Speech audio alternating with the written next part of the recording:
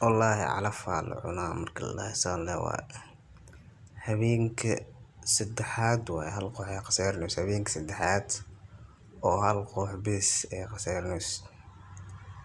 Caawan Isbala igu tumata wallaahi hal gool bes haday dhalaneed caawa lacagaan haysan lahaa laakiinse calaf ayaa la cunaa mar walbo. Calafkaaga haduusan ku jirin meeshas waxba ma heleysid.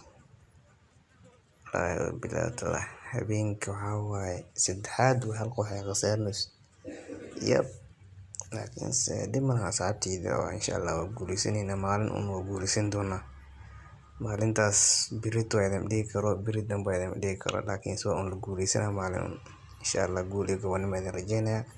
Waxba yaan la niyad jabin waan ogahay lusti waa socdaa laakiinse insha Allah berito haduu Ilaahay idmo recovery ayaan sameynayna haduu Ilaahay idmo waxyaabo macquul aan soo dhigi doona haduu Ilaahay idmo insha Allah guul iyo gobonimo idin rajeynaya yaan la niyad jabin dhamaantiin.